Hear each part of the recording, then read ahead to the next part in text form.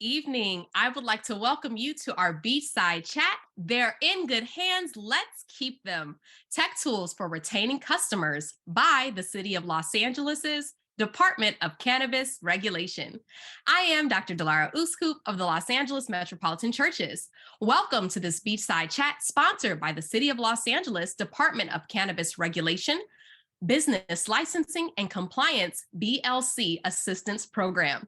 BLC programming is designed to assist social equity applicants and licensees in the City of Los Angeles with obtaining a commercial cannabis license and operating a successful cannabis business.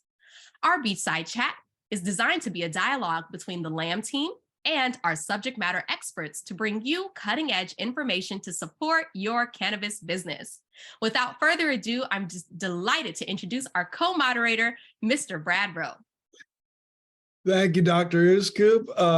What a wonderful introduction to the evening. My name is Brad Rowe. I've been working with LA Metro Churches, building curriculum, content development, and digital events like this one for social equity licensees, applicants, and job seekers. I teach cannabis policy at UCLA Luskin School of Public Affairs, and I spent the last decade working with cities and states on cannabis licensing, taxation, regulation, and compliance. And so we're going to get into some of the compliance right now, okay? Before we get started, let's take a moment to review some of the housekeeping rules. Let's note that this webinar is being recorded and can be viewed after the editing process on DCR's website. You can find it on the learning management system there. You will be muted with cameras off for the duration of the webinar. This means that your camera and audio functions will not be available to you during the session. However, you will be able to see and hear all the panelists. There's an open chat box where you can interact with one another for networking or comment on the information. But please do use caution when sharing personal information. This is a public forum, and just keep your questions focused on tonight's topic, please. And do ask questions about what's going on. We're gathering and responding to your questions throughout the presentation. We'll have a Q&A session after the first hour of moderated conversation, and we'll get into some of those responses, especially in the last 15 minutes of tonight's event.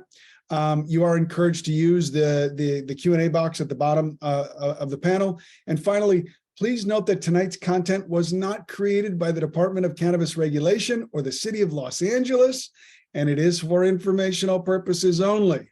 This information is subject to change and does not replace or supersede the Los Angeles Municipal Code, nor constitute legal advice. If you have specific questions outside of tonight's topic, please call 213-978-0738 during business hours, Monday to Thursday, 10 a.m. to 4 p.m. to speak to a DCR representative. And with that, I pass it back to Dr. D. Thank you so much, Brad. Now I'm pleased to introduce our esteemed moderators for this evening, our evening subject matter experts. So panelists, I do want to please ask for your pardon as we abbreviate everyone's rich bio. So first, I would like to introduce Ishka Hillman, CEO of the Cannabis Babes. Ishka Hillman didn't expect to go into cannabis, but she was called to it. After nearly 20 years of achieving corporate success and helping businesses grow exponentially, her childhood trauma filled with abuse, gangs, juvenile halls, and homelessness was calling her back to help others like her heal. It didn't happen overnight. In fact, it wasn't long ago that Ishka spent 4 years not leaving home except for work due to social anxiety that had resulted from unhealed trauma of her youth. Cannabis helped Ishka find a little peace and eventually start to build more peace until she left her job late 2019 to help businesses grow and speak in juvenile halls. She had no idea she would be starting a whole other business just 2 months later, the Cannabis Babes. Ishka formed the Cannabis Babes as an entrepreneurial support platform to support the women in the space who felt unheard, unsupported, and unsure how to compete with the men when so many resources appear to come from being a part of the quote-unquote boys club. The Cannabis Babes are not anti-men, everyone's a babe. The Cannabis Babes focus on creating safe space for all people to come together to share their stories, learn from each other, and grow together. Welcome, Ishka. Thank you so much. Thank you very much. Thank you. And now we're delighted to bring forth to the stage David Palashuk, founder and CEO of Branding Bud Consulting Group. With 20 plus years of brand building and consumer marketing experience, serving American Express, MasterCard, PepsiCo, and Microsoft, David has participated in developing and marketing many of today's best-known brands. David's career focus has been on brand strategy, brand development, brand management, and integrated marketing. He has developed, activated, and led comprehensive marketing programs designed to connect brands with relevant communities in consistent, credible, and meaningful ways. Since entering the cannabis industry in 2012, David has created profitable partnerships while working as the VP of Licensing and Brand Partnerships at Dope Magazine, and crafted award-winning cannabis-infused products as the Chief Brand Officer at Evergreen Herbal. David is perhaps best known for his writings and thought leadership on cannabis branding and marketing. David's book, Branding Bud, The Commercialization of Cannabis, the first book on cannabis branding, released in April 2021 and ramped up to be the best-selling book on Amazon in the branding and logo design and green business categories. As founder of the Branding Bud Consulting Group, he now consults on many aspects of legal cannabis to those both currently in the industry and those wanting to enter it. Welcome, David. Thank you. It's a pleasure to be here. Thanks for having me. Thank you. And I'm delighted to turn it back over to Brad to continue to introduce our panelists for this evening. Very good. We have got a few more here. Christian Valdez is the founder of Traffic Roots. Chris is a digital marketing expert specializing in the cannabis industry with over 7 years of experience in digital marketing. Chris has worked with various cannabis brands to help them establish and grow their online presence. Chris's expertise includes navigating the cannabis marketing ecosystem, programmatic advertising, very interesting topic, data strategy, brand placement, and marketing strategist for MSO and retail dispensaries. He stays up to date with the latest trends and best practices in digital marketing, particularly in the cannabis space. Chris is also familiar with the legal and regulatory landscape surrounding cannabis advertising, which enables him to help his clients navigate complex laws and regulations while still achieving their marketing goals. So welcome, Chris. Thank you for being with us. Thanks. That was great. I need to have you kind of follow me around for every single introduction. That's awesome. Happy to. Absolutely happy to. No problem. Next up, we've got Jerry Willis. He's the CEO of the Willis Collection. Jerry Willis is a Detroit native. We got a couple Detroit natives in here, not out near there, Dr. D. Native living in Los Angeles. He is meeting the most extraordinary people and documenting the most amazing moments ever. He's a content creator, photographer, and videographer that works with cannabis and non-cannabis businesses. Jerry, thank you for joining us tonight. Hello, thank you so much for having me. And I look forward to sharing everything I know to help anybody and you all spread this information. All right, awesome. Thank you very much. Next up, we have Tom Stewart. He is senior advisor and author of Woo, Wow, and Win. Tom Stewart is an internationally recognized management expert, author, researcher, editor. He's an influential thought leader on global management issues and ideas, on an authority on he's an authority on customer experience, intellectual capital, and knowledge management. Tom is currently serving on advisory boards of 2 startups and as a senior advisor to Alex Partners. He previously served as the chief knowledge officer. Be interesting to hear about that job, of Achieve Next, and learning and development organization focused on middle market executives. And before that was the executive director of the National Center for the Middle Market at the Ohio State University. It's hard for me to say as a Wisconsin grad, but sorry. He came to the NCMM from International Consulting from Booz & Company, now called Strategy, and where he was chief marketing and knowledge officer for 6 years, the editor-in-chief of the Harvard Business Review, and earlier served as member of the board of editors of Fortune and as the editorial director of Business Magazine. Thomas, thank you so much for being with us tonight. Brad, thank you. And my brother was a Badger, and my father went to the University of Illinois, and my daughter went to Michigan. And so I'm all around the Midwest, and I forgive you. Man, you got the Big Ten covered. I like it. Well done. Finally, we've got Wes Pichal, CRO of Alpine IQ. Wes Pichal is a chief revenue officer. He's a money guy and co-founder of Alpine IQ, a prominent data and marketing solutions provider specializing in serving cannabis retailers and brands. With a focus on fostering true customer loyalty and personalized communication, Alpine IQ empowers retailers and brands to connect with their customers and streamline their operations. Since its inception 3 years ago, Alpine IQ has rapidly expanded its client base, now serving over 2,800 retailers and brands with a dedicated team of over 50 employees. Before co-founding Alpine IQ, West played a key role in leading M&A initiatives for Tilray's retail team, overseeing strategic investments in the emerging Canadian cannabis industry, both large and small. West, thank you so much for being with us tonight. Yeah, thank you for having me. Super excited to be here.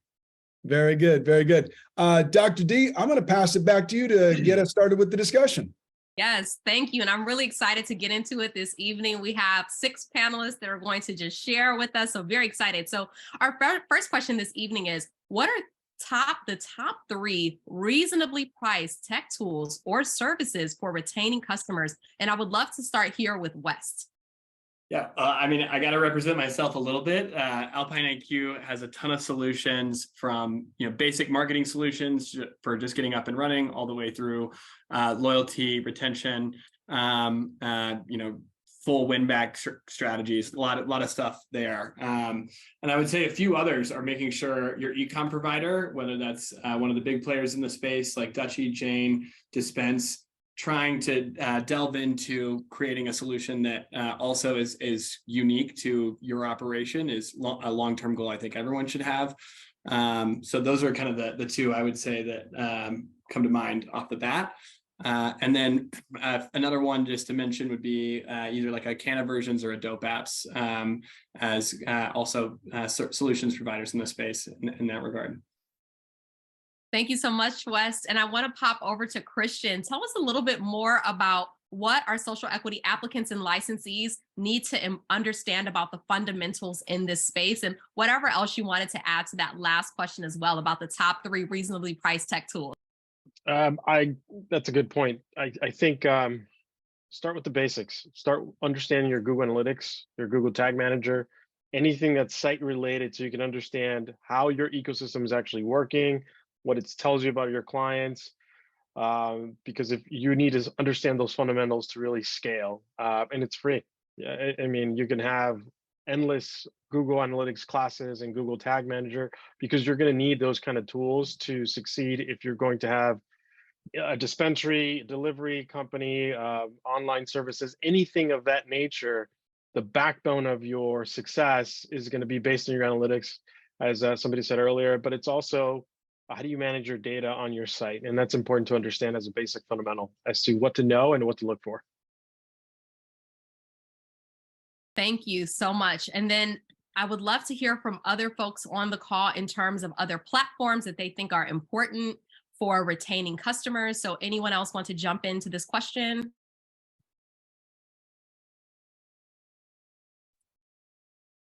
All right, fantastic. So we'll pop it back over to back to our panel. I want to hear from Ishka. I want to hear from Jerry and West about customer profiles. So tell us a little bit about what a customer profile is. And then I would love to get into a little bit more about the nuances of the process and the technology to support building that profile. Sure. I guess ladies will start on this one. Customer profiles really just, it's what you use to get to know who your customer is. So it's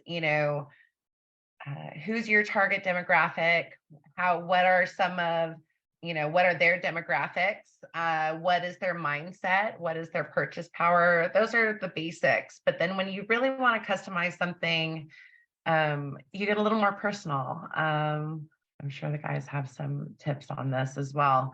But it's really just being able to identify and make sure that you can relate to your customer. So that way, whatever problem you're solving, you're delivering in a way that they're able to receive and understand how it impacts their life. Guys. Jerry? Can you hear me? There we go. We Okay. got you, Jerry. This is probably my area. I'm a cinematographer, and a lot of my research comes from understanding who you are and how you might reflect back into the people around you. So usually when I take on a client, I ask them, who are your 5 closest friends? And answer any of the questions like, what is their favorite color? What are their favorite songs? What are their favorite movies? Then you're starting to understand what are the things that make that person feel a certain way and want to repeat those songs, those movies, etc. When you can break down each one of those from a psychological standpoint, whether they're a happy person or a sad person or they need more energy, it's why people love Starbucks. It's most people go to Starbucks before work to grab a cup of coffee to get that caffeine boost so they can have that energy all the way through lunch. Usually we teeter off around lunchtime. So if you know that most people need a certain amount of caffeine, then they're probably going to need a certain amount of sativa. If you can match those people, them liking green, them liking browns, then you can cater your aesthetics to what they like. The reason why I ask about movies and music is because a movie is going to show you all of the colors they like, all of the music that they like, as well as usually a cadence or how people like to move. There are so many ways I could break this down. If anybody would like to jump in and ask any questions, I could talk forever about this. Yeah. Somebody else really quickly so we can volley off some stuff. Go ahead, Christian. It's also about testing.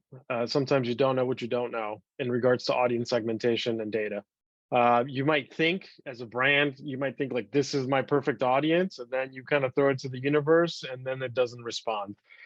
So having a systematic way to be able to test those audiences to see exactly what kind of data or what kind of data points you can derive from it, to see what scalability you have and what kind of engagement you have. You might think that your CBD cream is only for older people that have pain, but you know what? It turns out that skaters use it more than you think. So if you just tweak it a little bit, you have some success.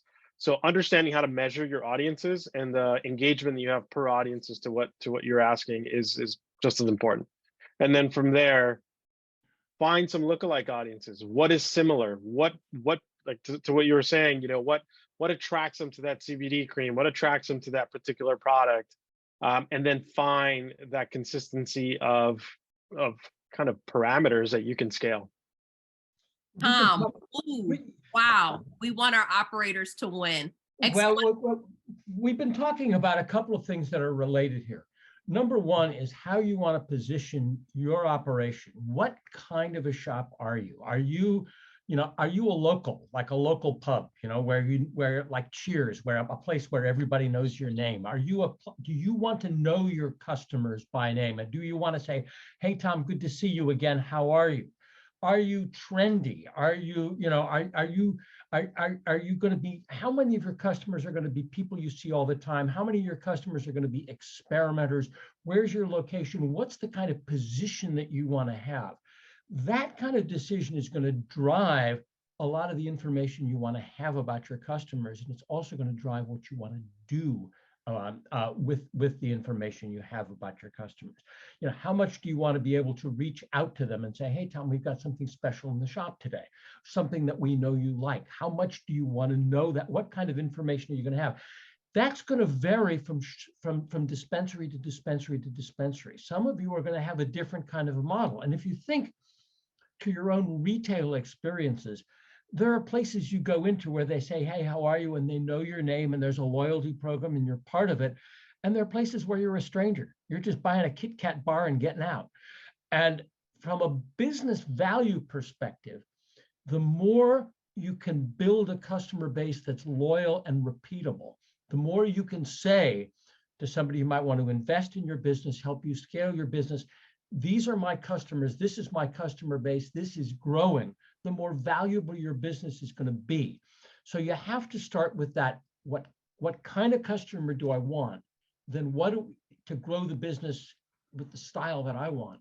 And then what is the kind of information I want to get about those people? And Chris said some good things about their demographics, finding adjacent people. Ishka, likewise, you build that profile to drive the business you want and not the business you don't want. Because if you want to be a local pub type place, you don't want to be trendy. You want to be cozy. It's a different style, and you want to build a different kind of customer profile.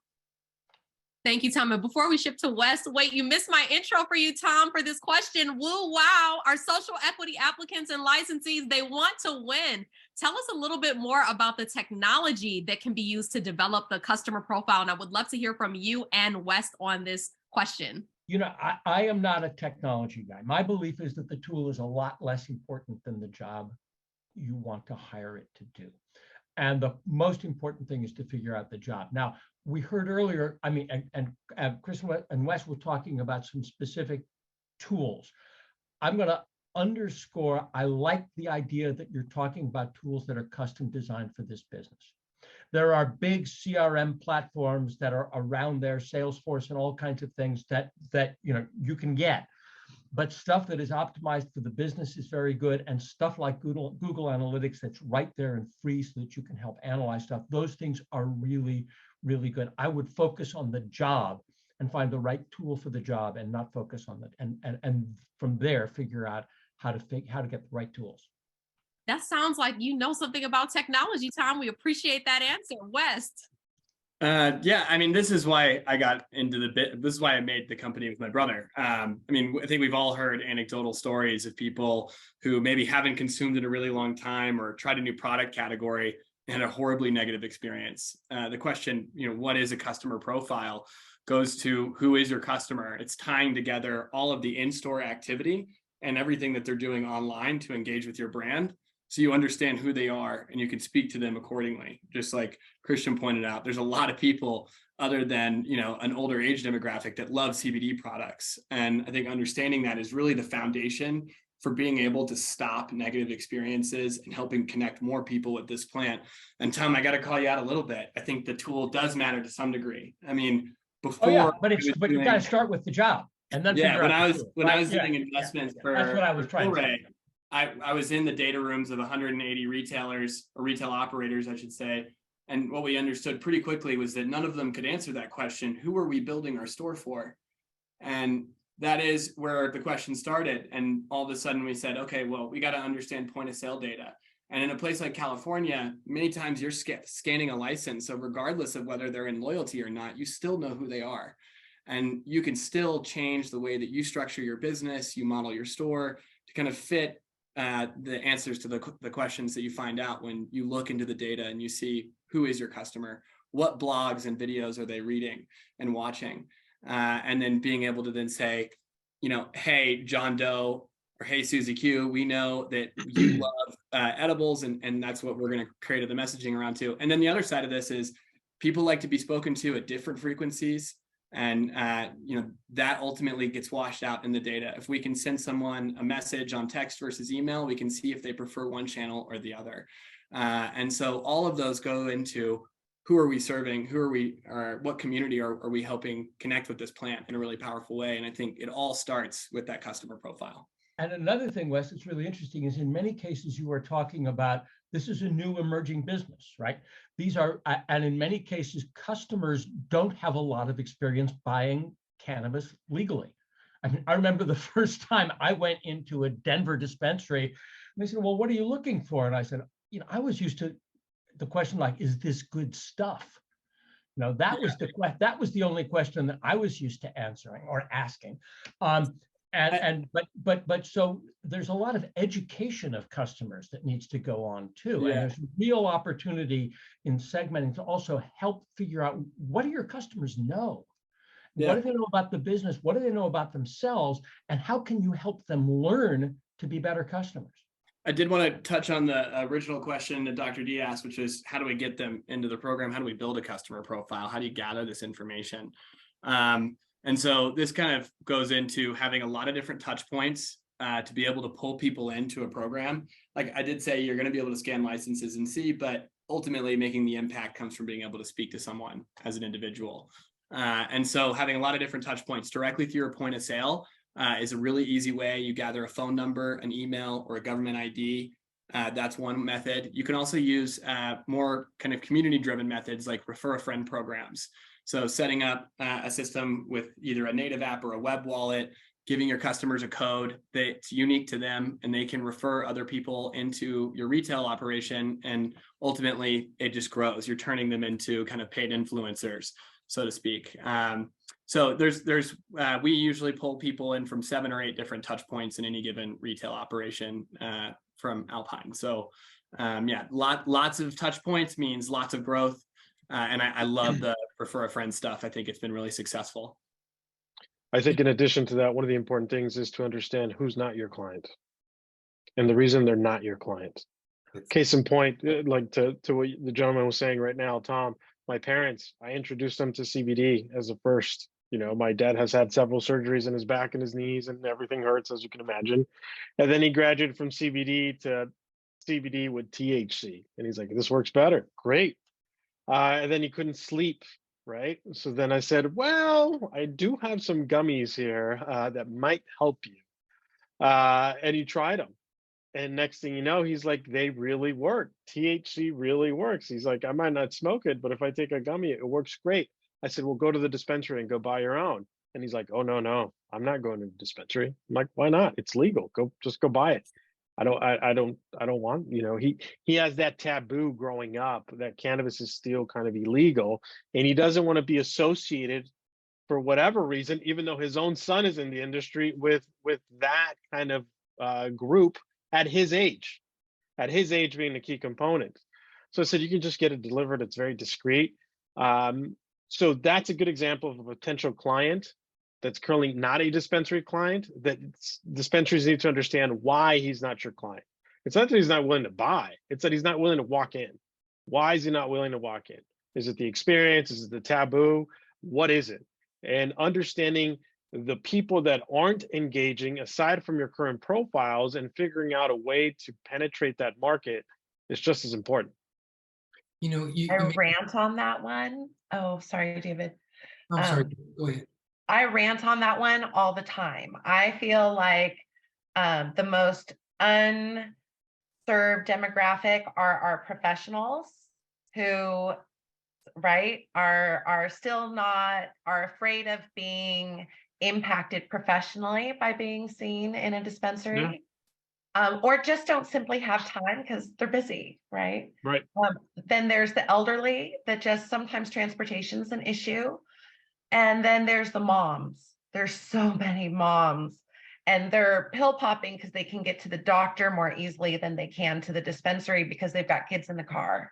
So what do you do with kids in the car when you've got to go to the dispensary? And what happens if you get pulled over and you go to the dispensary and you get kids in the car? Oh, absolutely. In California, it's a problem. Yeah. It's a problem. So there's, you know, but the other issue I find with those demographics in particular is the lack of functional cannabis products in the dispensaries. And what I mean by that is lower THC. A lot of the shops, because they see the demographic that comes into the shop is, I think, more the stereotypical stoner, let's say, right? That's who their sales are going to. So that is who they're marketing to. So I understand that. However, where and how do we make that shift for these other demographics that have all this purchase power, but are being underserved because of stigma still in the shops, right? So, you know, to speak to that just quickly and to just jump back to something Tom said a little while ago, you know, having worked at American Express and MasterCard for 12 years, and now in the cannabis industry for 12 years, I often scratch my head and trying to bridge that gap. But nonetheless, one of the things that I've learned in the credit card industry is the different types of purchases, right? So there's a transaction, and which is, I'll look at that and I'll use 2 examples: getting your coffee or getting your gas. You know what you want to be on your way. You want to be gone before you even stopped for your gas. You know, it's just something you need to do. There's no conversation. The other is a shopping experience. It's, let's say it's a Nordstrom experience or a Neiman Marcus experience. It's going in, it's trying things on, it's learning new things, it's experiencing different things. So when you equate that to, let's say, 2 different buyers and consumers, and forgive me for the stereotypes here, but if you have somebody that has 30 minutes for lunch, they want to go buy a pre-roll and they want to smoke it and have their lunch and be back to work in a half hour.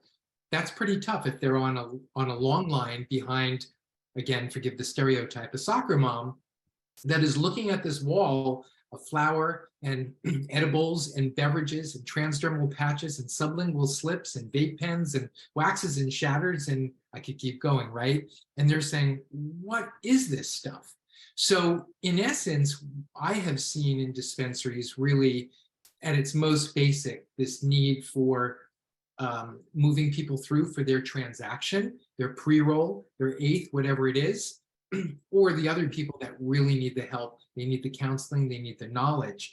And these things are two really different types of efforts and operations and also experiences. And they need to be designed, David, and you and I have talked about this. And just think about, Jerry, you were just talking about coffee, right? Think about Starbucks versus Dunkin' Donuts, right? I mean, Starbucks with low lighting and comfortable seating, and as I heard somebody say, the line at every Starbucks extends all the way to the end of the line from the next Starbucks. It's slow, right? Dunkin' Donuts is grab and go, and Starbucks is sit and stay. And they are designed to encourage those two different experiences. And a very similar question here about a cannabis dispensary is, do you have two kinds of lines? Do you have the express line? Do you have the do you have the, in web people talk about hunters and browsers, right? The hunter who knows what he wants or she wants, and the browsers, they're saying, tell me what I want. I want to wander around and find things. Do you have a track for hunters and a track for browsers? Or are you only for hunters or only for browsers? How are you going to think about those two use cases in the jargon? And how are you going to design an experience so that those people will get what they want and come back? Thank you. And I just want to pull in Jerry, and then we'll pop it back over to Brad. We've had such a robust conversation on customer profiles, and I want to ensure we get some of our other questions in. Jerry, wrap us up on this topic area. Okay, I love what everyone just said, because usually I'm trying to pull multiple personalities together and show how video has. We've all got multiple personalities, Jerry. Several. But that's what it is, right? It's so many people, and so many people who want to consume this product, but we don't know how to reach them. So if the people who are watching this could really pay attention to everyone is answering all of the questions that the dispensaries are needing help with. The fact that you said knowing what the problems they have when they arrive at your place, what are the roadmaps that are going to educate them, help them better understand what can help them, and send them out the door so that they can spread this message to the people who too want to use the products but don't know how. A lot of the time, we don't know how to educate our client, and that's the hardest part about word of mouth. I will pause it right there so we can move on. Thanks, Jerry. So before we move to the next question, I actually just want to hand it back over to David for a minute. Can you just talk to us just for a minute about the psychology of activating customers and marketing, and the psychology behind developing brand loyalty in cannabis marketing? And then we'll talk about the technologies, but can you sort of feather the bed a little bit here so we can get into that topic? Can you talk about the psychology a little bit? Yeah, sure. I mean, look, at the end of the day, it's funny. I might sound like Tom a moment ago. At the end of the day, as much as the tools are really important to not only use as channels to deliver certain messages, if we don't have those messages correct from the get-go, then we're kind of lost. So I always look back to the customer. If I know who the customer is, and I know what their need states are and their consumption habits are and their rituals are, then I could start to get a better sense of who they are and what they're doing. And that really comes all the way through with really simple questions, right? So let me just say, I always talk about an additive state or a subtractive state. Additive state is you're looking to enhance whatever it is you're doing with cannabis. That could be a hike, that could be playing music, that could be painting, that could be all sorts of things. A subtractive state is where you're looking to alleviate pain or typically go to sleep. And those are the two sort of subtractive states there. And so those mindsets are very different from the get-go. So if you could sort of understand that, what the mindset is, what the ritual is, what the habit is, and then also understand discrete or non-discrete. Can this person light up a joint, light up a pre-roll, smell like cannabis, or do they need to be more discreet about it? And once you understand discrete or non-discrete, you're pretty much into form factor. Once you understand form factor, then you could get into dosing, right? And so what this finally adds on the last layer is really the brand and the brand archetype and the emotionality, right, of brands. And I think branding is really all about emotions. And, you know, in my book, I call out the 14 cannabis brand archetypes, you know, which are really shortcuts to basically have people understand what that brand is. So if I were to play for you 3 seconds of jazz, classical, country, or hip hop, you might not know what those tracks or songs I'm playing are, but you pretty much almost immediately say country, ugh, or jazz, yeah, or, you know, whatever it is. So you would know pretty much quickly if you were if something repelled you or if something was you know, pulling you toward it. And when it comes to brands do this in different ways, and they've done it in different ways over the different decades, right? So if you just think about, let's take the 50s and 60s quickly. 50s and 60s, it was all about miles per gallon, sliced cheese and sliced bread. It was really about efficiencies. And then we got into the 60s and 70s, and it wasn't necessarily about miles per gallon, but it was more about miles per hour. It was more about how the wind felt rushing through our hair. Well, those were the days, weren't it? You know, but it was more about how brands made us feel. And then as we got into the 90s and 2000s, it was really the brands. It was the skins and the clothing we wore, you know, which again, not only brought us into certain categories or kept us out of some, or disassociated us with certain categories. I don't know, think of, you know, Supreme or even FUBU is probably one of the best examples, for us, by us, you know, so it's like, it's for us. And if you're not part of us, you shouldn't be wearing this. And so brands became skins. And now where we've moved into, I guess the last, let's say 10 to 15 years, maybe 20 years, is that brands are what we believe in. We buy brands because we believe in the things that the brands tell us they believe in. And as soon as we can sniff a fake or find a fake brand, you know, we're done with it. But, you know, brands like Seventh Generation or even Tesla or some of the e-cars, because we believe in the future and believe in moving away from gas, or sustainable products and those types of things. So relative to brands, we find ourselves in a really different place than we've been over the last 50 years. We really buy brands because we believe in them. And so, and we also go back to dispensaries because we believe in them and the people that are there, unless, as Tom pointed out, we're the 7-Eleven and we don't care about that. We're the transaction, we're not the shopping experience. And you can be both, but I just think it's important for people to think about not only as brand owners and as dispensary owners, but quite frankly, even as consumers. You know, we filter this stuff in every day, every moment of our day. It's important to understand why this brand calls our attention or why that brand, ugh, I'd never buy that brand. You know, what is it about these things that emit emotion and evoke emotion? And those are the things that I think, beyond the tools, brand owners and dispensary owners can use to, you know, lure in consumers and create positive ongoing consumers. And David, just one quick follow-up. What are, if you could just cover, what are the 3 archetypes that you referred to before?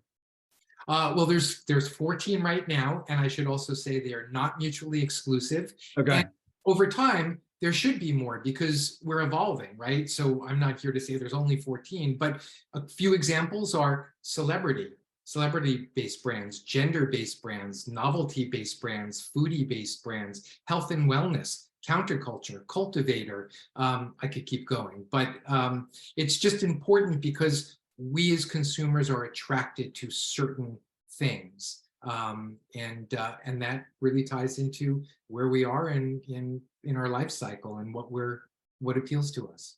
Amazing. Thanks for sharing those. I would love to get accustomed with the thank you for the top 3, and we'll have to get the book to get the other ones. So moving over to Ishka and to West, what technologies, now that we've sort of gotten this foundation about some of the psychology, what technologies can social equity businesses use to generate new, meaningful customer relationships or maintain some of their existing ones? I would Oh, start and Wes, just I'm say, gonna let you go first. Yeah. no, I was going to say, get a technology that allows for you to look at customer lifecycle stats. I mean, that's kind of a core foundation of understanding purchase frequency, and that you can build on an individual basis with at least our tool. And I don't know anyone else that does that in the cannabis space specifically, but that leads into win back messaging. So as you see someone who might be no longer a customer of yours, how do you get that person back? There's other ways you can create really unique experiences for win back with native apps that require geofencing. So you can put that around your stores, even around competitive stores. And, that kind of leads to, well, then how do we leverage that information? You take that, you combine it with the customer profile, and you can have really direct campaigns that say, hey, Brad, it's been a while since we've seen you. We got the brand new Spectrum Wana gummies in our store this week, and we thought you'd want to be the first to know. Those types of tools are imperative to be able to create true loyalty. And I would say when people think about loyalty programs, they very often get boiled down to points and discounts. And that's really loyalty 101. Offering the customer a stick and giving them a sense of gamification certainly helps that stickiness. But experiential loyalty, I think, is what every retail operator should aspire to. It's how we really build a better mousetrap. That could be, rewarding people with concert tickets. It could be a cultivation tour with a partner cultivator in markets where that's allowed. There's a lot of really creative campaigns I've seen in my 3 years supporting retail operators, sending text, email, native push, and I think using data like customer life cycle and a leaky bucket ratio. So that's taking customer life cycle and seeing how many of them are falling out into the gone category or an absent category versus how many are coming in, still frequently as an active customer. Those are incredible stats that really give you a snapshot for how healthy your customer retention is, and ultimately how well you're reaching those customers as a result. Thanks, West. Love the idea about leaky buckets. Ishka, you wanna? Yeah, Curious? it's been really surprising to me how few businesses still use a CRM. That's just like the most basic thing for me and to begin with. And it's that's where you keep their information. That's where hopefully you have a little automation running from that too. So you're not manually doing everything on your own all the time. So tools like what Wes is talking about, absolutely, priceless. When you are a small business owner and you've got a lot of different fires to put out, in this industry in particular, you're going to have more stress, you're going to have more worries, you're going to have more things that require your attention.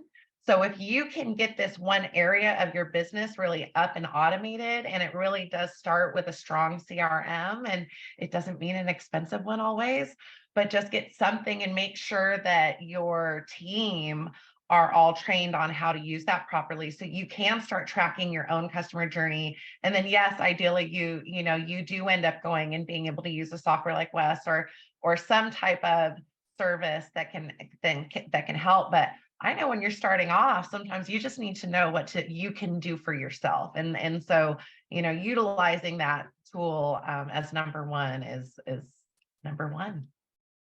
Thanks, Ishka. That's really good advice. Christian, I want to move over to you on a couple of these points. First of all, can you build on what West was saying about geofencing and get us into a little bit of the awareness retargeting and the abandoned cart ideas that you've been working on? Absolutely. So our platform focuses on programmatic ads. Programmatic ads is a fancy way of saying the digital ads that follow you around from content site to content site. That's exactly what it is. We engage it as consumers, and we really don't have any kind of knowledge as what happens behind the scenes, which is it's an animal. I mean, the amount of data that goes behind it, the amount of tracking, the amount of retargeting, the amount of geofencing that is involved behind the scenes without you knowing as a consumer is massive. So what they were saying about geofencing, you can geofence your dispensary and have specific retargeting ads appear When the people that visit your dispensary go to Rolling Stones, go to WebMD, or go to their favorite blog, say, hey, come back, and so forth. You can generate retargeting pixels. So people that go to your website, you can re-engage them. The simple example of that is when you're buying running shoes and you're like, yeah, let me think about it. I'll come back later. Maybe I won't buy them. They're too expensive. And then you go read the latest news, and then the running shoes are in your face. And then they keep following you around. That's a retargeting campaign. Christian, can you just before we get into too deep into this, can you just share with our audience what geofencing is, just to understand the technology a little bit? The geofencing is you are drawing a perimeter or a radius around a retail location, and you are able to identify consumers that walk into that perimeter through longitude and latitude, in addition to identifying this big beacon that you have in your pocket, which is an invisible phone, according to the screen here. It's great. Basically, the phone is a big beacon. You'd be surprised how much your phone transmits, and there's some things that you probably want to be aware of. But that's where that information comes from. You walk into that circle, you get captured, you get put into a bucket. Hopefully, it's not too leaky, and then you can retarget consumers from that. In addition, you could do that to anything. You could do it to gyms. You could do it to competitor locations. You could do it to Whole Foods. You could do it to vitamin shops. This is part of the original audience building that we discuss from a digital perspective.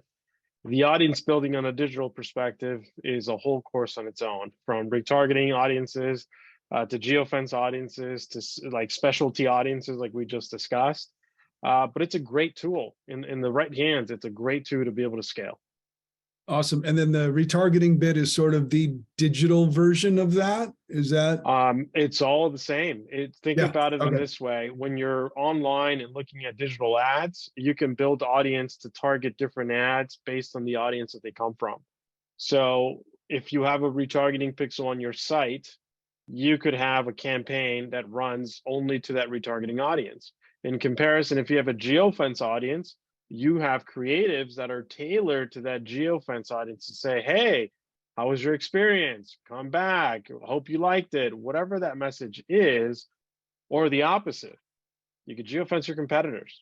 You could geofence vitamin shops. That's where the combination of audience and the proper creative is extremely important. And one of the things that people forget all the time is how quick a creative goes bad.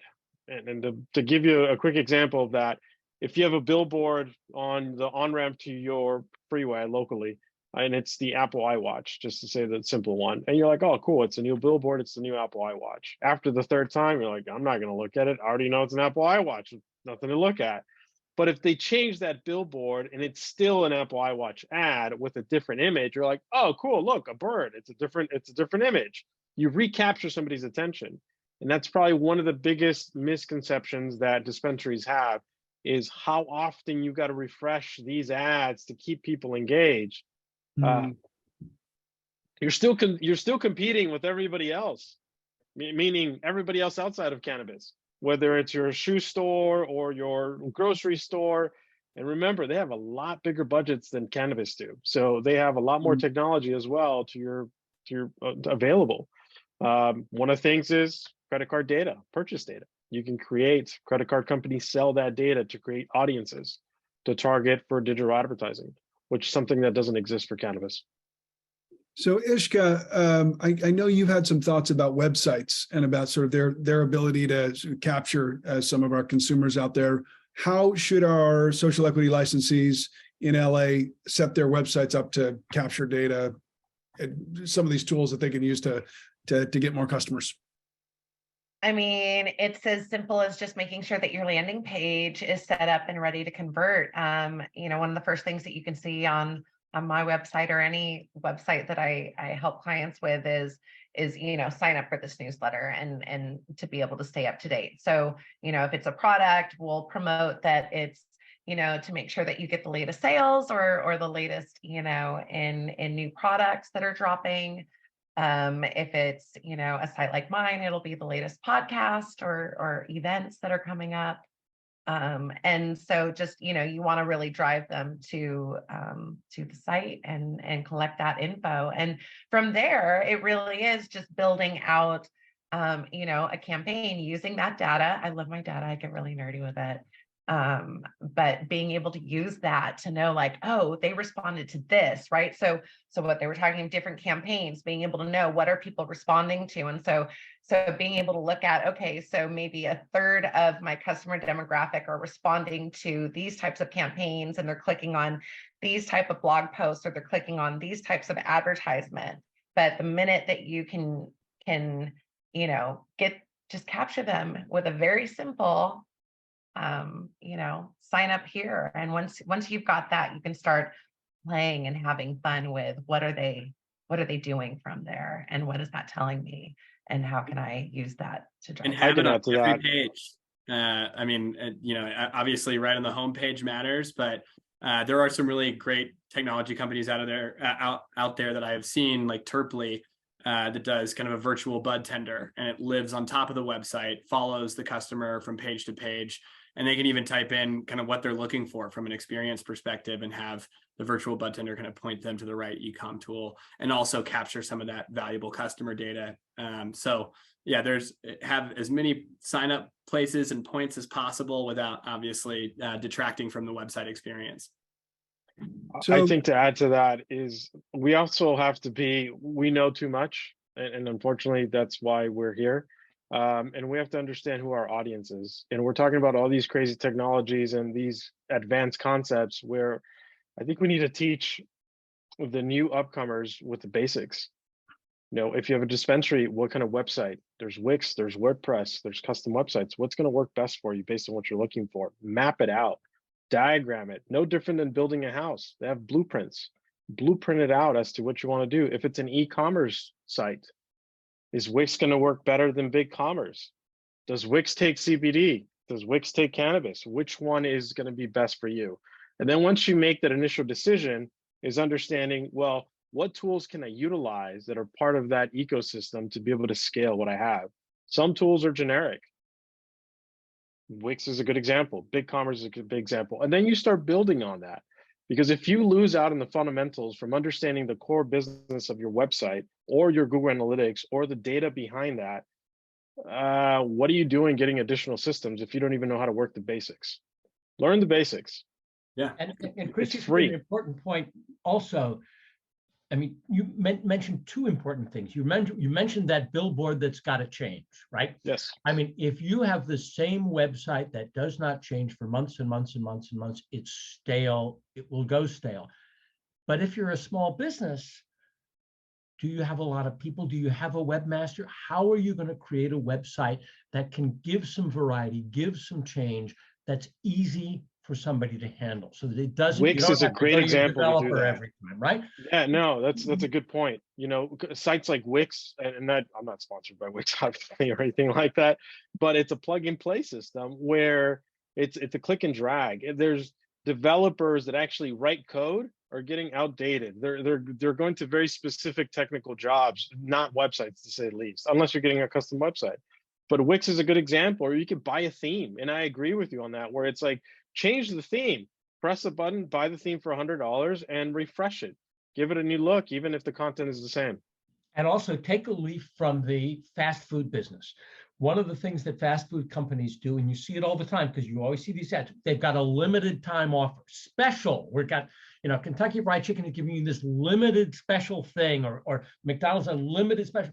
What that is, it's a way of reconnecting with a customer who has driven past your billboard and is tired of seeing the same old billboard, saying, oh yeah, I can go to they've got something new, and it's something to refresh. So if you have a website that allows you to do that, and then some limited time offers, some things that say there's something special happening in the store, we've got something new, come try it out.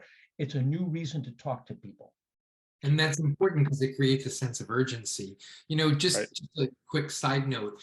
I don't know if anybody remembers the, I want to say 500, but I think it was 700-pound brownie that MaryMed in Massachusetts made.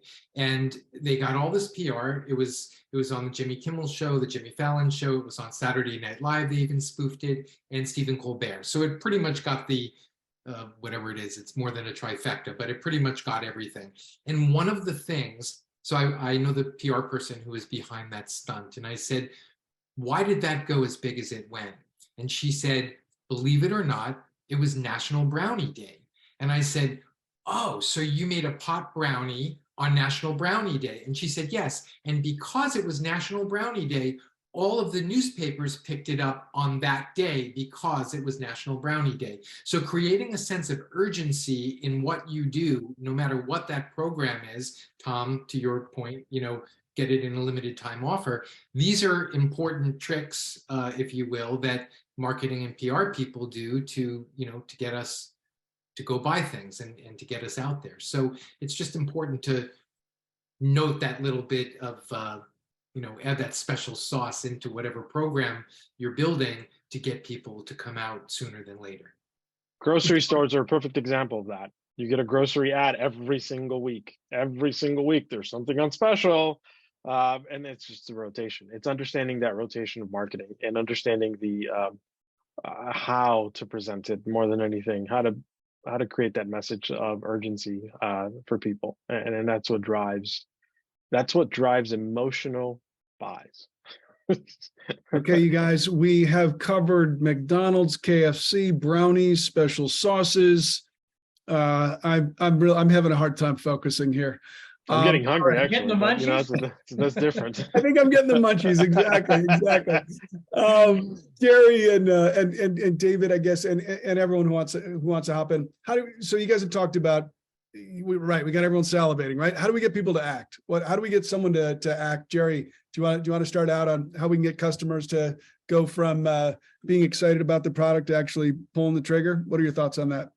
FOMO, the fear of missing out. If you can capture the clients or the clients that you already have and the experiences they have with your product, most of the time, if someone sees someone enjoying themselves with your product, that is going to create the catalyst for them to want to try it.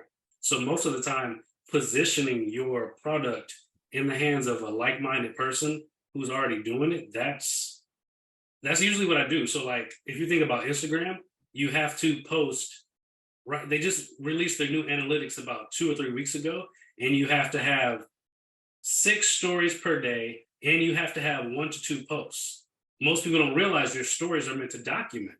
So if you can show people just documenting what they're doing with your product, not content creation, which is a whole nother process, but just documenting, press record, hey, I'm trying this vape pen, or I'm doing this, and I'm at the beach, I'm having a great time. Or I'm about to go into this concert hall where I'm going to watch this amazing symphony, and I want the world blocked out. If you can position your product with the experience of someone having a great time, that's usually when people purchase. So, yeah, I'll take them here. But anyone else? Thoughts on triggering action? Yes. Tread lightly with Facebook and Instagram, because they will block you and they will shut you down. It's no question I have a asked. solution for that. I'd love to hear it. Is marketing agencies. Marketing agencies can put people experiencing something on Instagram, but it's not the dispensary, nor is it the grow houses or anybody like that. So a lot of the filters right now are people are coming together with collectives and they're saying, hey, let's create this marketing agency of videographers, people who are going out to these experiences in Long Beach, in downtown LA, where they're having these events, and just show people having fun. The fun is associated with the brand already. So the people who have the brands, cannot market and advertise, but the agencies can actually reveal experiences, and that is what I'm referring to. Yeah, I think Definitely how I grew accidentally very quickly in this space. Okay. Was building community. It was building community. It was addressing the issues that were being felt at the time right? And having a safe space to talk about those things, and then everyone coming together and really wanting to support each other because we found that community in each other and we want to keep that growing. And I think that so long as you can create that sense of community, people will try, right? So there was a brand that was new, and the babes and I had done a celebrating Black cannabis box back in 2021 because frustration with, summer of 2020, we're the Black owned brands. How do we support, with our money when we can't go into the shop and identify them? So the first step was, how do we identify them? Well, let's pull together a box of 14 different brands and use that to educate people on the history of cannabis and people of color and what that looks like, and then partner with a dispensary to be able to sell these, right? And then do a month of live interviews with the brands, live interviews with different advocates, and getting everyone to watch this so that way they're really connecting with the brands. They're able to talk and hear from the brand owners why they started the brand, why this medicine is important to them, and build that relationship. And boy, we had a Bico challenge, which that thing was an infused pre-roll, and doing those live interviews, and you're smoking one during the live. We had a whole Bico challenge, which is, can you smoke a whole diamond infused keef encrusted pre-roll at once? And yes, I can, a few times over. But I had a lot of practice that month, so that's how. But it really built this whole urgency for people to, one, want the box, right? The box was a beautiful, beautiful thing. But then also just for that brand of, the people that want to be cool, can you complete the Bico challenge? And so, it's community. It's interesting. There's a comment and a question on the chat. Somebody says it's only about the best. Do you have the best smoke? It's only about the quality of the product. And yes, it's about the quality of the product, but it's not only about the quality of the product. There are other attributes that matter too. Some can be purpose, right? Do I want to buy from a Black-owned business? Do I want to buy? Does this business represent something that I feel good about? The other thing is does it make me feel cool? Does it make me feel competent? Does it make me feel professional? What's the emotional effect of that product on me? And you can think about, who builds the best car? The best car is is maybe, for some it's going to be a Honda, and for some it's going to be a Beamer. But those are different functions that they're trying to serve. It's also about the actual quality of the product. Then it's also about the experiences David was talking about. Is it, do I want to be able to come in and out quickly? Do I want to be able to linger? So there's 4 elements, right, of purpose, how it, emotional, the emotional connection, the quality of the product, and the experience. All 4 of them have to come together, or can come together, to make that action moment. Yes, I'm going to buy now, and I'm going to buy from you. And come back again, which is really important too. It seems to me that, Jerry, you said FOMO. I joke all the time, and I say we're all FOMO sapiens. And it seems a while back like what you had is what you had, and what I had was what I had. And today it's kind of like what you have is what I don't have. Like we're always comparing each other now. And I guess I guess social media has done that. But, as we seek to have what other people have, or perhaps have more than what other people have, and even at the very least, maybe even one of my favorite expressions is, when truth battles perception, perception most often prevails. So, I always, when I go to a party and everybody's all dressed up, and I see the guy in the white t-shirt and the jeans and the Converse sneakers, I say, he's the richest guy in the room, because he doesn't care what everybody else thinks about him and how he's dressed. And so I often think that, these are the things that we deal with. I mean, people, yes, we are, as humans, pretty shallow. And so we want those outer things first to make us look and feel a certain way within society.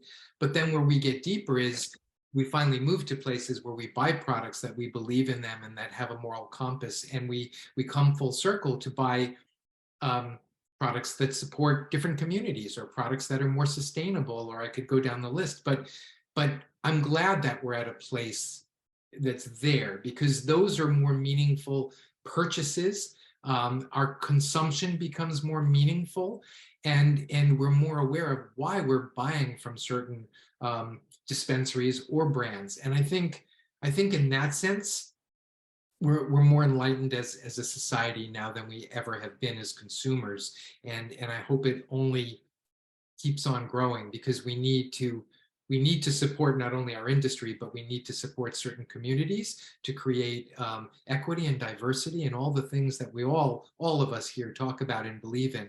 So now it's time to start walking the walk. Wow. Thank you so much, David. And Christian, I want to thank you for inadvertently plugging our next Beachside Chat on cannabis and social media. So much to navigate. So stay tuned and join us and watch the replay of next month's Beachside Chat on cannabis and social media. We're going to be going through all the ins and outs of that.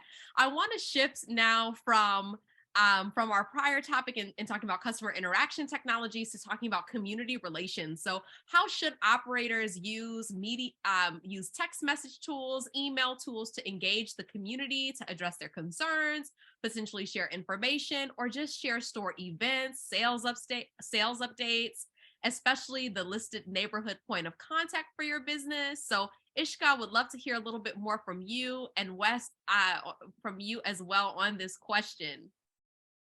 I mean, it's all about building that relationship, building that community, giving them that sense of community. I'll send out text. Everything with me starts with, "Hey, babes." I'm the boss babe, but everyone out there is a babe. Everyone's a babe. So it's, whether it is motivation and letting them know that you care and that's all it is that day, or whether it's, okay, the next day you're going to get ready to pitch them something, or if you're asking them a question and you want engagement. I mean, there's so many different ways that you can use that technology to just remind them that you're there, and that you care, and that you're interested in being a part of their life, right? Like, that's really, I think, what a lot of text messages are these days, is just like a little, "Hey, I'm still here, I'm still checking in, I still exist, you still matter to me."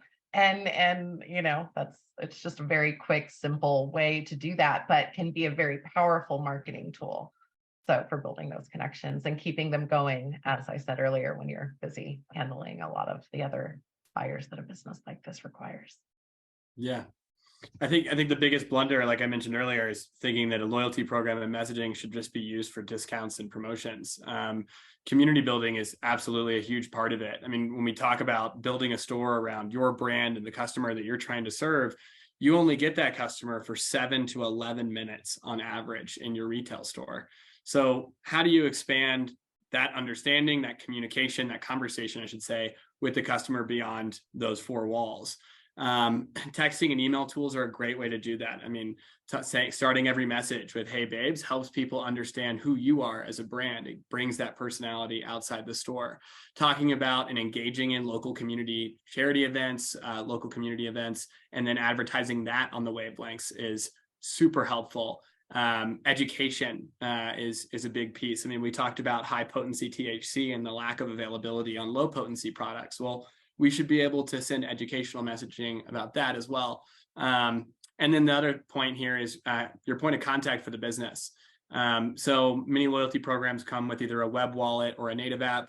Both of those can have contact emails for people to report negative experiences with product, negative experiences with employees, and talking about, hey, we can send messages to drive action, which is a huge part of what we do, but it's also making it two-way and saying, okay, well, we need to get feedback from our customers about how we're doing, how our products are serving them. And that can be done over text.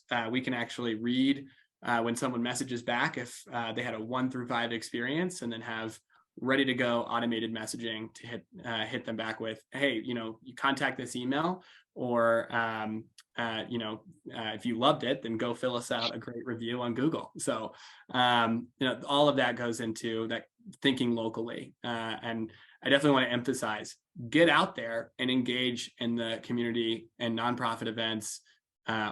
It's so helpful for people to recognize you and understand what you care about as a business. Wes, can you just share a little bit more for those who may not be learned in the space about what a web wallet is? Yeah, totally. So, our company sends a text message as soon as somebody signs up. And the web wallet is a link that they can download or click on. It'll take them to just a web browser page, and you can add that as a shortcut on Apple. You can actually get browser push notifications from that. It's a smaller channel, but there are consumers who love it. Essentially acts as the home for your store when the customer is not inside those four walls. So think about a native app. It essentially functions the same. It's just you're sending a text message with a link that they then bookmark versus having that native app. But I do want to just point out native apps are allowed by Apple now. There are certain rules around how they're set up, but I do believe that's, there's a number of companies out there that provide that as a service. And it's a great way to communicate with your customer, because what a lot of people don't realize when they get into this space is that as a cannabis operator, from a text messaging perspective in particular, you're going to run into more hurdles than other businesses that sell nutritional supplements and shoes would ever run into. There is actual censorship of what you can say in that text message. So a lot of what retail operators have to do is send a message that has a link to another website that we age verify the customer there, and then it shows whatever you actually want to say. With a native app or a web wallet where you send a browser push or a native app push, I flip those, but those are unfiltered essentially.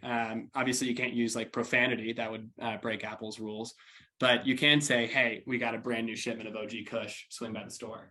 And so it's actually a better, more clear way of communicating with the customer. And then when they open that message, they're right in your hub. It can have a contact us for, issues with product, with employees, with, loyalty, not having points when they should, those types of things, which is almost always just a matter of syncing like 30 minutes and then it show ups. But, those types of things pop up, and a web wallet or a native app act as that hub. It gives them a chance to communicate back.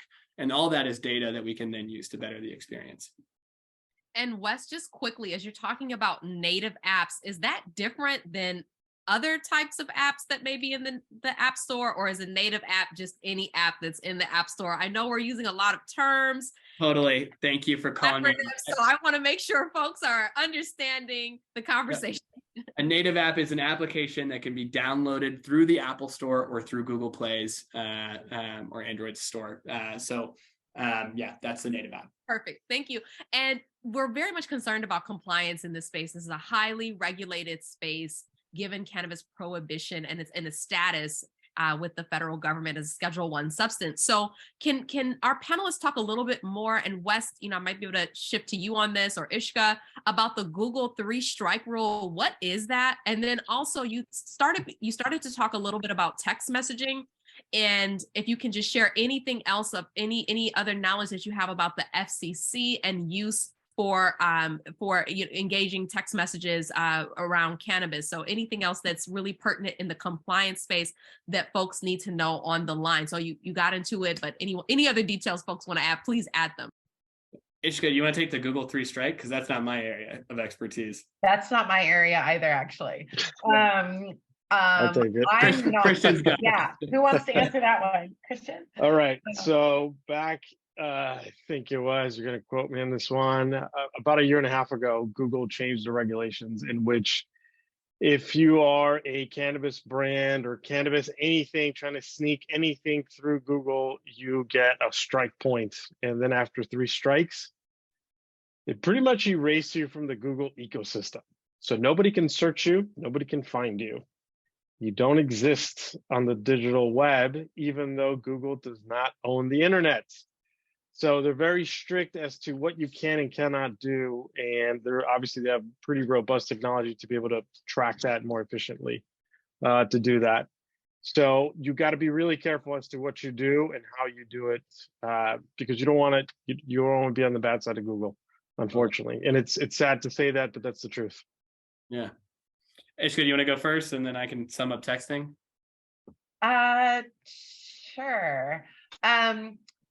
I mean, the main thing is there's some basic rules out there. There's some there's a lot of things that people get away with, but you're a business. If you are a business and you go through all the trouble of paying for licensing and you're trying to do everything the right way, don't put your business at risk. You know, and you never know where it's going to come from. Sometimes you can do things perfectly and they still can get you. I feel like there's not always you know, there's best practices, but it's, you know, social media is a funny place. You're really a victim to the platform and what they feel like in that moment.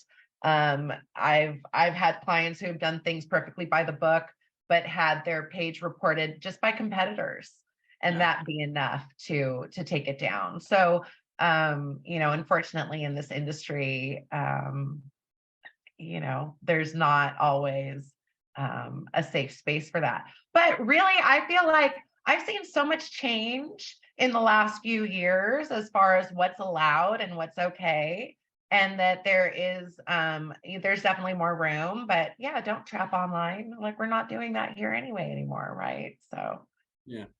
yeah. So on the text messaging front, for anybody who's starting retail, I would say go for a cannabis specific text messaging provider through and through. I don't care if it's my company or somebody else, but cannabis specific, because there are so many hurdles. And the hurdles don't really come from regulation so much. The ones you got to watch out for as far as laws are the TCPA Act, CCPA Act, but most telecom messaging providers will have the mechanisms built into their platform to make sure that those rules are accounted for and followed. And you can ask that question. Are you guys TCPA compliant? Are you guys CCPA compliant? And you know, that's kind of baked in, but the issue really comes from the same censorship that companies experience from Google, from social media, where AT&T, Verizon, T-Mobile, all the big telephone carriers, they don't want cannabis messaging. It's actually not necessarily that they have a vendetta against cannabis. They just don't want unregistered traffic to be pumped through their wavelengths, because they're trying to keep those pesky spammers or scammers from using you know, commercialized computer run messaging to be able to just constantly spam people. I get those, the phishing stuff. Nobody likes it. So cannabis is kind of an unfortunate victim in their war against those kind of bad actors. So as far as compliance goes, a cannabis related company will have the technology to be able to send a message that doesn't really trigger the things that might lead to censorship. That's usually using a landing page that then has the message you want. Now, the biggest thing I have to say to any retail operator to protect yourself from any text messaging compliance thing is never use two providers simultaneously. If you want to switch from one provider to another, you got to make sure you have a very clear cutoff date and transfer of that information to the other provider. Because if you send messages from two, that's how you end up in trouble with the TCPA.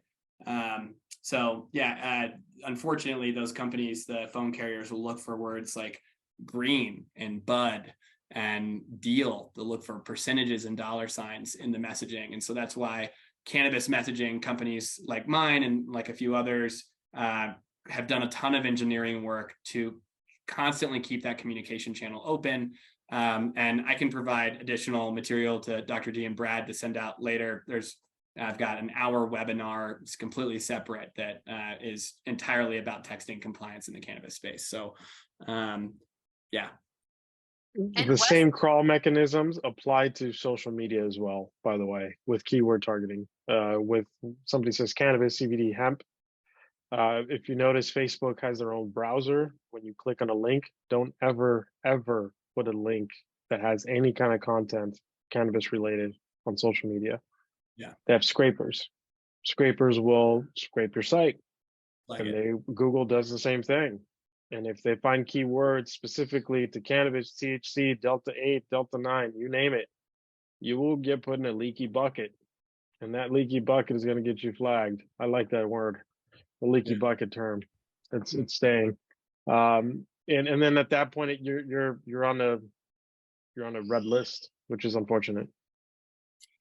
So Wes, just quickly, those the TCPA and all that, can you just give us a 10-second definition of what that is and what folks need to be alert? I know you kind of talked about what they need to be alerted of, but just give us a little bit more information on what those laws are all about for those who may not know. Yeah, those are the laws. So TCPA is the federal law that governs I think I might butcher the acronym, Telecommunication Consumer Protection Act or Privacy Act. I totally might have just butchered that. CCPA is the California version. It's actually more strict than the federal. But the biggest things that boils down to are really doing something called double opt-ins for text messaging. So anytime you gather someone's information to send a text, the company that you use to send that text will usually send a message that says, hey, we want to confirm that you want these messages. Please reply Y or yes. And when they do, that means they're opted in. And so that's a kind of an outlined process that keeps you TCPA compliant. And then the other side of that is when somebody says stop, you have to immediately stop all messaging. And if you continue to message that person, you open yourself up to potentially a fine or a lawsuit. And so the CCPA just has a few other rules around what to put on your website, which, we've got boilerplates on our website. I'm sure we can, BLC will probably have some as well that we can maybe provide. I don't know. But point being, CCPA has generally the same rules, honoring an opt-in, making sure that when they do an opt-out, we honor that as well. And then the other rules are just around making sure we protect that data. So you're not just like selling off massive lists of customers or just passing it out, which, typically takes a bad actor anyways. But those are the two main laws that would govern any and all telecommunications in the country, and then specifically California for CCPA. Do you know, it's I just want to bring up a quick a data point that I saw earlier today, which is 48% of consumers that walk into a dispensary don't know what they're going to buy as they walk in.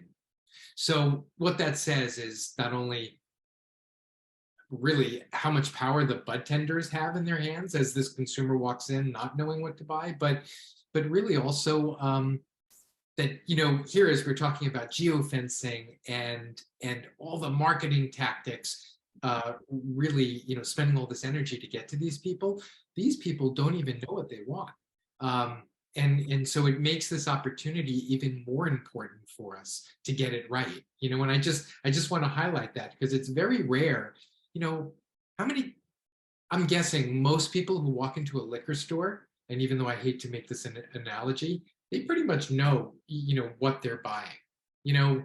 Maybe they're buying tequila or wine or this or that. They at least have a category, and then they probably have a certain brand that they're looking for. And if they don't, then it's probably more like cannabis shopping, which is like, what does the label look like?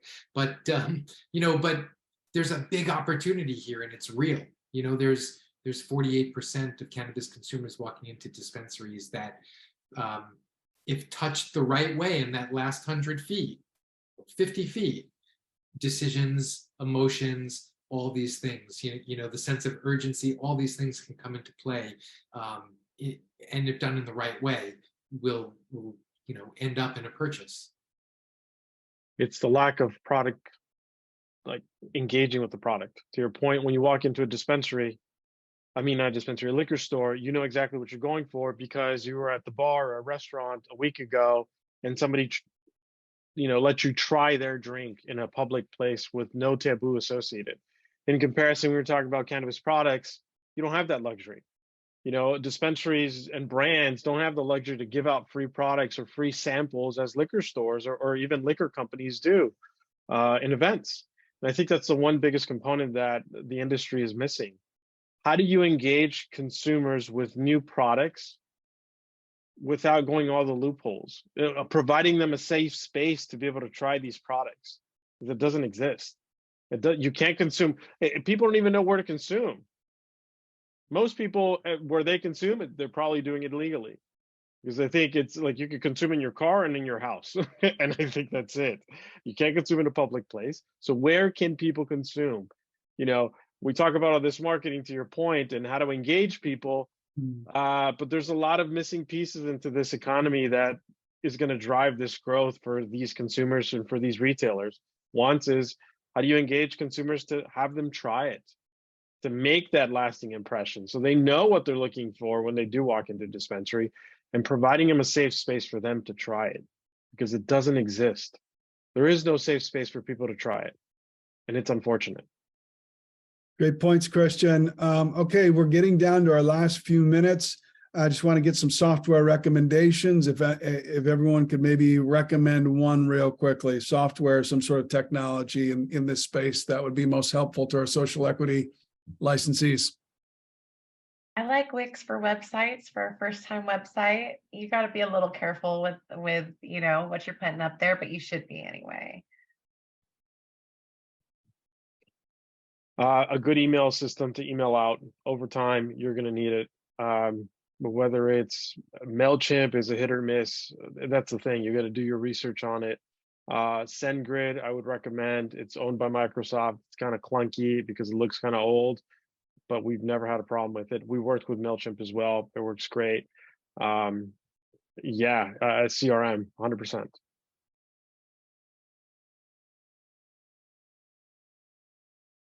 I mean, I'll shamelessly plug my own. I wouldn't do so if I didn't think I was providing a great service for people. And honestly, I didn't make this. It was made by my brother and our CTO and all of our amazing engineers. But I'm thankful that I get to sell something every day that I think helps retailers solve some of these problems. And a lot of the stuff that we've talked about today are core fundamental features for us. And you know, I just to echo Christian's point, email is by far the best performing channel from a cost perspective. Even though people have traditionally bought cannabis over text in the legacy market, from a cost point of view, it is a fantastic channel. And I think that if you're going to start with an external direct-to-consumer marketing program, email is the best place to start. Anyone else? Graphic design, I would say Canva. Get comfortable with Canva. You know, it's so simple, and you can create ads, you can create banners, you can create menus, and it's simple. That's the best way I could say it. It's very simple to use. It's drag and drop, which is great to create pamphlets or anything in the graphics. Marketing, get associated yourself with a marketing platform that's going to help you scale, whether it's us or whether it's anybody else. Even if it's, you know, a Google of sort, do it. You know, understand the landscape in the marketing that you're looking to engage with. Thanks, Christian. Jerry, you came off mute. What do you got for us? I was going to say Canva also does graphic design, but as well video. So you can use that software to, it's a solution for your photo and video needs and graphic design. I would definitely say Canva. And I'd like to add, and I'm embarrassed to add this, but it's true. I have found ChatGPT to be my new love-hate relationship. You know, I have a weekly show every week that I would spend 2.5, 3 hours researching my guests and writing a script. And now ChatGPT allows me to at least get close with my script questions in 30 seconds. So, you know, for those dispensary owners or brand owners that have a lot of thoughts in their head and want to get it out in a way that's meaningful and thoughtful, ChatGPT will probably be able to help them with it. By no means do I think whatever ChatGPT spits out is the final product. I don't, because you could definitely, I also teach a class and I know when my students are using ChatGPT for the answer. So using that, leveraging that to just get some really quick messaging out and then tweaking its tone, I think is really important and will save people a lot of time. Use Google for your email, for your business email. The business suite for Gmail is great. Shared folders, you have sheets, you have docs, you can share, you can create a whole ecosystem with that. And I think it's fairly inexpensive. You can get it branded with your dispensary, and it's fairly robust. All right, thank you, guys. At this point, I always defer to Dr. D. All right. Thank you, Brad. And thank you to our panelists. If you haven't already, panelists, I want to encourage you all to drop your contact information into the chat. So all of those watching the replay and watching online can contact you after this webinar, this Beachside Chat, rather. We just thank you for all the robust conversation. And we want to thank you all, our audience, for attending this informative Beachside Chat offered by the City of Los Angeles Department of Cannabis Regulation, and for all of your questions, your comments in the chat, and your engagement with us this evening. We appreciate it. This webinar recording will be found on DCR's website, cannabis.lacity.org. If you have any questions on accessing your account, please email dcr.sep@lacity.org. Thanks again for joining us. Have a wonderful evening. And if you want to learn more about social media, please join us next month at our next Beachside Chat, where we go into the ins and outs of social media and cannabis. Thank you.